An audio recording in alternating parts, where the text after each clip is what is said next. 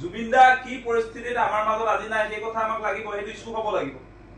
গতিকে কাৰ কাৰণে কাৰ দুখত জুবিন দা আজি আমাৰ মাজত নাই, কোনে হত্যা কৰিলে জুবিন দাক, সেই কথা যে মই যে কৈ আছিলো ছিংগাপুৰত অনুষ্ঠিত হোৱা যিটো নৰ্থ ইষ্ট ফেষ্টিভেলৰ সংগীতানুষ্ঠান, সেইটো হাই কমিছন অফ ইণ্ডিয়া ভাৰত চৰকাৰে প্ৰেজেণ্ট কৰিছিলে। গতিকে ভাৰত চৰকাৰ জগৰীয়া, ভাৰত চৰকাৰ ডেফিনেটলি জগৰীয়া। আৰু যিবিলাক মেনেজাৰকে আদি কৰি যিবিলাকে ইয়াক প্ৰাৰ্থী কৰিছিলে, সেই মানুহবিলাক জুবিন দাৰ হত্যাকাণ্ডটোৰ লগত জড়িত, তেওঁলোকৰ কঠোৰ শাস্তি সেইটো থাকিব লাগিব এজেণ্ডাত। জুবিন দাক আমি ন্যায় দিব লাগিব। জুবিন দাই যেনেকে অন্যায়ৰ বলি হ'ল, সেই অন্যায়ৰ বলি হোৱা যাৰ কাৰণে অন্যায়ৰ বলি হ'ল তেওঁলোকৰ উপযুক্ত শাস্তি লাগিব। ইয়াৰ কাৰণে বিজেপি দায়বদ্ধ, ইয়াৰ কাৰণে নৰ্থ ইষ্ট ইণ্ডিয়া ফেষ্টিভেলৰ উদ্যোক্তা দায়বদ্ধ, ইয়াৰ কাৰণে ইয়ত পাৰ্টি কৰা ছিংগাপুৰত থকা এই অসমীয়া কেইটা, যিকেইটাক হিমন্ত বিশ্ব শৰ্মাই চোকা চোকা ল'ৰা বুলি ক'লে, মানে অসমৰ তেওঁলোক নাগৰিক, ভাৰতৰ নাগৰিক, তাৰ পাছত তেওঁলোকে ছিংগাপুৰত যেতিয়া কিবা জীৱিকাৰ কাৰণত আছে, জীৱিকাৰ কাৰণে আছে, আৰু তেওঁলোকে ইয়াত ষ্টেটমেণ্ট দি গুচি গ'ল। কিন্তু ইয়াতে তেওঁলোকৰ ভোটাধিকাৰ আছে, এজনক বাদ দি।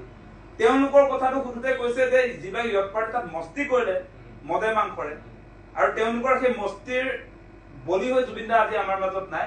তাৰপাছত তেওঁলোকৰ কথা কৈছে তেওঁলোক বোলে ছিংগাপুৰত থকা ল'ৰাবিলাক চোকা চোকা ল'ৰা। চোকা চোকা ল'ৰা বুলি ক'লে আমাৰ কলিজাক তেওঁলোকে মৃত্যুৰ মুখলৈ পেলাব পাৰিব, জুবিন দাক তেওঁলোকে হত্যা কৰিব পাৰিব নেকি? সেইটো কি কথা কৈছে মুখ্যমন্ত্ৰী? চোকা ল'ৰাৰ কাৰণে বেলেগ আইন আছে নেকি? চোকা চোকা ল'ৰা, মেধাৱী ল'ৰা বুলি যে ক'লে ছিংগাপুৰৰ খিনি, এতিয়া আমাৰ ইয়াৰ খিনি যেনেকে গ্ৰেপ্তাৰ হৈছে তেওঁলোক গ্ৰেপ্তাৰ হ'ব লাগিব।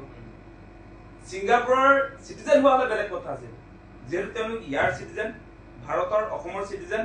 গতিকে বাকী কেইটা মানুহ কেনেকে আচলতে জুবিন দাৰ ইয়ত পাৰ্টিত থকাৰ কাৰণে এৰেষ্ট হৈছে, যিবিলাক ইতিমধ্যে এই কালপিত কেইটাৰ কথা কৈছো সেইবিলাকো কালপিত। গতিকে তেওঁলোকো আচলতে আহিব লাগিব, গ্ৰেপ্তাৰ হ'ব লাগিব, তেওঁলোকৰ শাস্তি হ'ব লাগিব। গতিকে আইন চোকা মানুহৰ কাৰণে বেলেগ নহয়, আছে নেকি তেনেকুৱা চেপ্টাৰ? গতিকে কেনেকে এইটো হৈছে আচলতে? গতিকে সেইকাৰণে কৈছো এই তদন্ত প্ৰক্ৰিয়া যিটো চলিছে হিমন্ত বিশ্ব শৰ্মাৰ নেতৃত্বত SITৰ ফালৰ পৰা যিটো তদন্ত প্ৰক্ৰিয়া, এইটোৰ জৰিয়তে জুবিন দাই ন্যায় নাপায়। জুবিন দাক আমি ন্যায় দিব নোৱাৰো এনেকে। গতিকে সেইকাৰণে কৈছো এই বিজেপি চৰকাৰে জুবিন দাক ন্যায় দিয়াৰ পক্ষত নাই। সেইকাৰণে আমি গমো পাই আছো ভিতৰি তেওঁলোকৰ মূল কথাটো হৈছে যে গভৰ্ণমেণ্ট ইনভলভমেণ্টটো আচলতে এই জুবিন দাৰ এই হত্যাৰ ঘটনাটোৰ লগত কেনেকে আছিলে সেইবিলাক ডিলিট কৰাবৰ কাৰণে SIT তদন্ত। তাৰ পাছত এতিয়া ED যে লগাই আছিলে, ED বিলাক লগাই টকা পইচাৰ এটা তেওঁলোকক কিছুদিন ৰাখিব পাৰিব, কিন্তু জুবিনৰ হত্যাকাণ্ডটো আচলতে এই মানুহবিলাকৰ ভুলৰ কাৰণে যে হ'ল, এইবিলাকে যে হত্যা কৰিলে সেইটো প্ৰমাণ কৰিবৰ কাৰণে তেওঁলোকে প্লেচ অফ অকাৰেঞ্চলৈ আপোনাৰ এমাহৰ পাছত গৈছে। এমাহলৈকে তথ্য প্ৰমাণ থাকে নেকি? গতিকে বহুত কাহিনী আছে দেই, আৰু বহুত দীঘলীয়া কথাবিলাক কৈ থাকিলে শেষ নহয়। ছিংগাপুৰ আৰক্ষীয়ে যিটো কথা ক'লে, ছিংগাপুৰ আৰক্ষীয়ে প্ৰাথমিক তদন্ত কৰি তেওঁলোকে ৰিপৰ্ট দিছে, তেওঁলোকে মিডিয়া ৰিলিজ দি কৈছে, প্ৰেছ ৰিলিজ দি কৈছে যে এইটো স্বাভাৱিক এটা আচলতে ঘটনা বুলি কৈছে, যে ষড়যন্ত্ৰমূলক নহয় বুলি কৈছে। ষড়যন্ত্ৰৰ বলি হৈ জুবিনাৰ মৃত্যু হোৱা নাই বুলি তেওঁলোকে কৈছে। তেওঁলোকে জুবিনাক চিনি পায়, জুবিন দা ষড়যন্ত্ৰৰ বলি হ'ল নে নাই তেওঁলোকে কেনেকে গম পাব? কাৰণ জুবিন দা হৈছে পানীত যাব নোৱাৰে, পানীলে লৈ যোৱাতে ষড়যন্ত্ৰ, তাতকে ডাঙৰ ষড়যন্ত্ৰ আছে নেকি? জুবিন দা পানীলে লৈ গ'লে মৰিব, এইটো ছিংগাপুৰ আৰক্ষীয়ে জানে নেকি? জুবিন দাৰ হেল্থ ষ্টেটাছ ছিংগাপুৰ আৰক্ষীয়ে জানে নেকি? জুবিন দাৰ আচলতে স্বাস্থ্যৰ কেনেকুৱা অৱস্থাত আছে সেই কথা বতৰাবিলাক তেওঁ জানে নেকি? জুবিন দাৰ চিকিৎসকৰ লগত ছিংগাপুৰ আৰক্ষীয়ে ষ্টেটমেণ্ট ল'লে নেকি? চিকিৎসকৰ পৰামৰ্শ ল'লে? কি এনেকুৱা কথা ক'বলৈ? গতিকে সেইকাৰণে কৈছো যে ছিংগাপুৰ আৰক্ষীয়েও যে জুবিন দাক নিৰাপত্তা নিদিলে, এতিয়া জুবিন দা তেওঁলোকে গম নাপায়। গতিকে সেইকাৰণে প্ৰথম আমাৰ নিজৰখিনিয়ে কৈছো, নিজৰ ভাৰত চৰকাৰ ৰেছপনচিবল, তাৰ পাছত ছিংগাপুৰ, সেই গোটেই মানুহবিলাক আচলতে জুবিন দাৰ হত্যাকাণ্ডটোৰ লগত তেওঁলোক ইনভলভ হৈ থকা মানুহ। আৰু এটা কথা চাব দেই, এইটো কথাটো কৈ দিব লাগিব যে তেওঁলোকে ছিংগাপুৰে জুবিন দাৰ এই মৃত্যুৰ ঘটনাটো হত্যাকাণ্ড বুলি কিয় ক'ব নোখোজে? কাৰণ হৈছে ছিংগাপুৰ তাৰ যি আপোনাৰ ৰেভিনিউ জেনেৰেট হয়, যিটো টকা পইচা আহে ছিংগাপুৰ এটা পৰ্যটনৰ দেশ।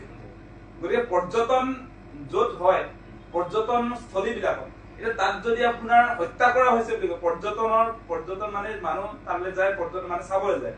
গতিকে তাত যদি মানুহক হত্যা কৰিব পাৰে তেনেহ'লে পৰ্যটনটো তেওঁলোকৰ ব্যাঘাত জন্মিব, তালৈ মানুহ নোযোৱা হ'ব, কাৰণ তালৈ নি মানুহক হত্যা কৰিব পাৰি।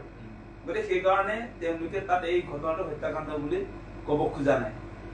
মানে জুবিন গাৰ্গৰ যিটো এই মুহূৰ্তত আপোনালোকে দেখিছে, সকলো অসমৰ ৰাইজক কৈছো, সকলোৱে দেখিছে যে জুবিন দাৰ জাষ্টিচ বিচাৰি গোটেই পৃথিৱীয়ে আজি জাষ্টিচ ফৰ জুবিন গাৰ্গ দেখিছে, #জাষ্টিচ ফৰ জুবিন গাৰ্গ, এই গোটেই যিটো মুভমেণ্ট চলিছে ছচিয়েল মিডিয়া মুভমেণ্ট, কিন্তু ৱৰ্ল্ড ৱাইড চলিছে এইবিলাকত কিন্তু প্ৰভাৱ পৰে মানে এইটো যে চলিছে এইটো চলাৰ পাছত যদি সেইটো হত্যাকাণ্ড বুলি প্ৰমাণ হয় তেতিয়াহ'লে তাত প্ৰভাৱ পৰিব পৰ্যটনত সেই কথা বতৰাবিলাক আছে এইবিলাক চৰ্চাটো হোৱা নাই কিন্তু বহুত ডাঙৰ কথা মানে